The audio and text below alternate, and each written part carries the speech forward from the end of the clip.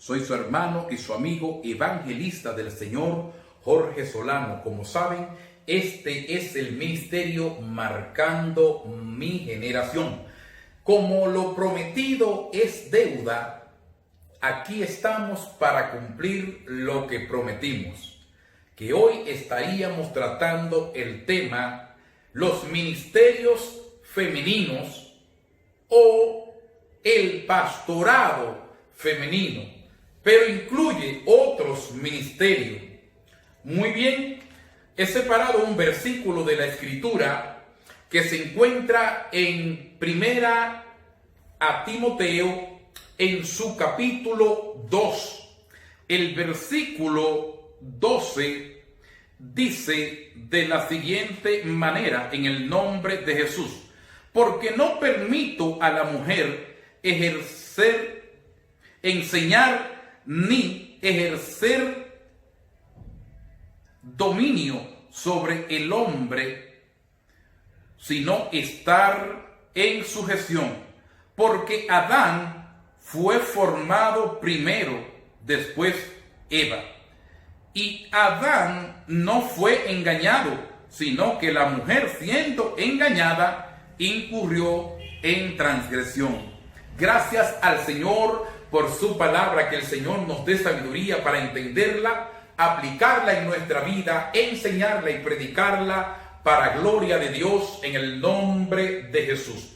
Mis santos hermanos, cuando uno estudia la Escritura, hay por lo menos unas 5 cosas que hay que tener en cuenta para poder comprenderla.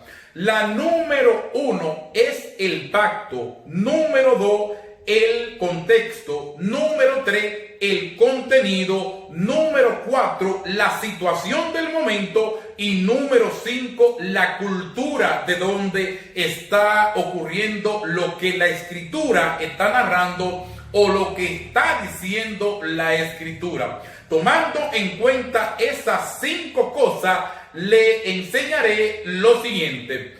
En la cultura hebrea, la mujer le era dada o dado poco valor, poca importancia, debido a que muchas cosas de las que afectaban la vida de la mujer chocaban con la ley.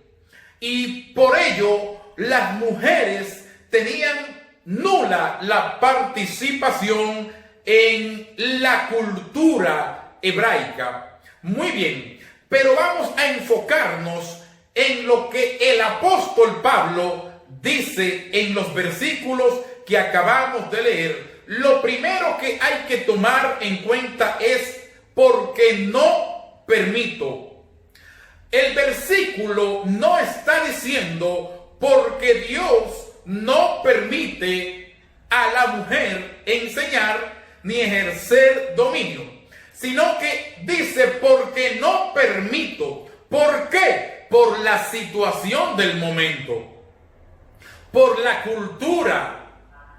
Y hay que tomar en cuenta algo, que esto siempre tendrá choque dependiendo de la escuela de pensamiento que usted esté siguiendo. El calvinismo encontrará en estos versículos un argumento teológico. El argumento teológico es cuando el apóstol Pablo dice el por qué. Porque Adán fue formado primero, después Eva. Y Adán no fue engañado, sino que la mujer, siendo engañada, incurrió en transgresión. Él está dando un argumento teológico. Sin embargo, hemos de tomar en cuenta algunas cosas. Cuando uno se muda a una casa, como es el caso de la mudanza del Espíritu Santo a la tierra, entonces cuando uno se muda a esa casa, uno empieza a ordenar cosas. Y el Espíritu Santo se encargó de ir ordenando cosas. Por ejemplo, en el principio creó Dios los cielos la tierra. Y la tierra estaba desordenada y vacía, pero el Espíritu de Dios se movía sobre la faz de las aguas. ¿Para qué? Para ordenar, para preservar y ordenar, porque el Espíritu es quien ordena. Por eso a veces me opongo a tanto desorden en muchas iglesias, porque el Espíritu de Dios es orden. Y otro versículo que le quiero citar, Hebreo 9:27. El Señor Jesucristo había enviado a los apóstoles aún a resucitar muertos, pero después de la venida del Espíritu Santo, el apóstol Pablo escribe: y de modo que queda establecido a los hombres morir una sola vez, y después de esto el juicio. Esto quiere decir que el Espíritu empezó a ordenar cosas y a poner cosas en su lugar, y a poner cosas que estaban fuera del orden, ponerla en orden. Cuando uno se acaba de mudar a una casa, a veces uno no tiene la idea de dónde va a quedar bien el juego de muebles, o tal vez la refri, la nevera. Pero a medida que van pasando los días, uno dice: aquí es que esto queda bien, esto lo voy a usar en esto, y aquello lo voy a usar en esto. Entonces, esto es lo que ocurrió con el Espíritu de Dios. Cuando desciende a la tierra, Él empieza a ordenar cosas que antes no estaban en orden, y Él empieza a poner el orden. Muy bien, el argumento teológico sería lo que verían los calvinistas. Los arministas entonces verían lo siguiente. El versículo dice: porque no permito. Y hay que tomar en cuenta algo. Uno debe aprender a diferenciar cuando una palabra es para Pablo, cuando una palabra es para Israel, cuando una palabra es para el pueblo en colectivo, en sentido general. Es como cuando Dios le dice a Josué: nadie te podrá hacer frente en todos los días de tu vida. Como estuve con Moisés, así estaré con ¿quién? Contigo. Ahora hay personas que se apoderan de esa palabra, pero esta palabra fue para Josué. Por eso nadie te podrá hacer frente. Sin embargo, a mucha gente le hace frente y a veces hasta lo dominan, porque esta palabra fue para Josué. Y tenemos que aprender cuando una palabra es para un siervo de Dios en particular en las Escrituras, cuando es para nosotros y cuando es para Israel, cuando es para el pueblo en sentido colectivo. Tenemos que aprender a diferenciarlo. El contenido y el contexto de esta Escritura nos deja claro y evidenciado una cosa que no se enseña. La mujer puede ejercer el pastorado. Sin embargo, le dejo claro que donde hay un pastor, no puede haber una pastora. O si tu marido es pastor, tú no puedes ser pastora, a menos que tu título sea honorífico, por respeto, porque eres la esposa del pastor.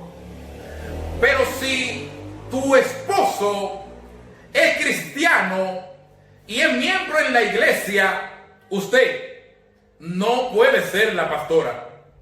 No puede ser pastora, porque no puede ejercer autoridad y dominio sobre el varón, porque choca con los principios bíblicos. Pero si la mujer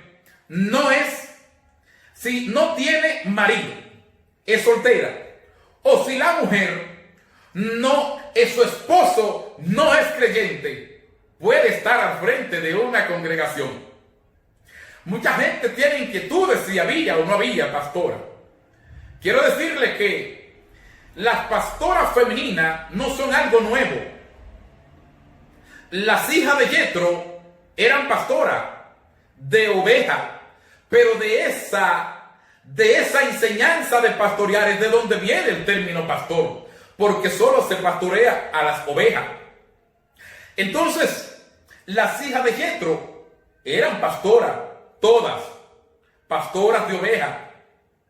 De modo que queda evidenciado en esta escritura, y quiero que se grabe esto. Si tu esposo, tu marido, es cristiano, miembro de la iglesia, usted no puede ejercer el pastorado.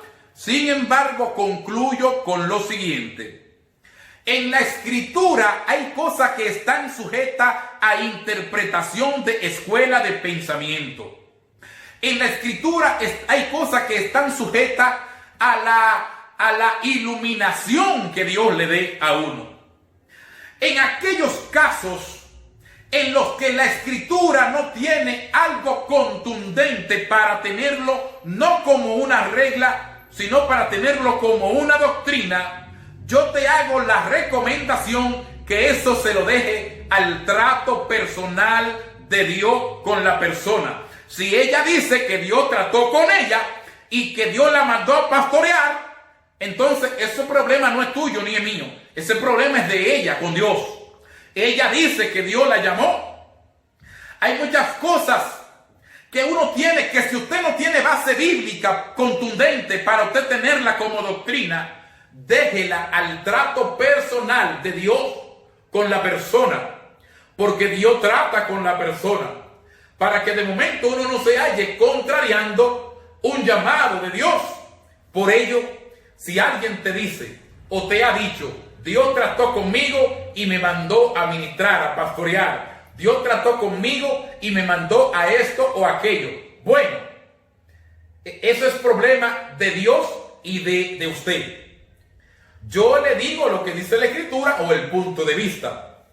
Hay muchas cosas sobre lo que es en los ministerios femeninos que la gente la tiene como una especie de tabú. Quiero decirle algo. ¿Sabe por qué el enemigo ataca mucho a las mujeres? Con eso cierro. Libro de Génesis, en su capítulo 3, el versículo 15. Y pondré enemistad entre ti y la mujer. Esta te herirá en el carcañal. O la serpiente te herirá en el carcañal, pero la simiente de la mujer te herirá en la cabeza. ¿Cuál es el miedo de Satanás con las mujeres? Que ellas son las primeras que le hacen la guerra al diablo. ¿Cuál es el problema de Satanás con las féminas? Que son enemigos. Dios puso enemistad entre la mujer y la serpiente. Por eso usted encuentra las iglesias llenas de damas. Cuando los caballeros vienen a aparecer, ya las damas han resuelto. El diablo no quiere saber de las mujeres. Él quisiera matarla todita, porque de la simiente de una mujer nació uno que en la cruz del Calvario le dio en la cabeza, derrotándolo para siempre y arrebatándole la llave del imperio de la muerte. Y hoy ese Cristo Jesús nos da vida en abundancia. El diablo es enemigo de las mujeres, pero las mujeres son una bendición. Que el Señor bendiga a las mujeres y a las que el Señor le ha permitido estar al frente de alguna congregación. El Señor las bendiga y el Señor las siga usando, y que el Señor nos ayude a todos a tener una mente más abierta, más despierta, más tolerante, y una mente que se enfoque en las cosas de arriba y no en las pequeñeces de la tierra. Su hermano y su amigo evangelista del Señor, Jorge Solano. Como saben, este es el ministerio Marcando Mi Generación. Será hasta una próxima entrega, si el Señor lo permite. Sigamos orando los unos por los otros. La oración eficaz del justo puede mucho. Pronto Dios hará algo. Dios bendiga a República Dominicana. Dios bendiga a Ecuador. Dios bendiga también a todos mis hermanos de allá de Guatemala. Dios bendiga a todos mis hermanos de toda Centroamérica, Latinoamérica, Suramérica. Dios bendiga a todos mis hermanos de Estados Unidos, Europa, Asia, África, Oceanía. Todos aquellos que le dan seguimiento a nuestro ministerio. Recuerde que aquí de este lado del mundo tiene un hermano y un amigo, Jorge Solano. Estamos para servir a Dios y a usted.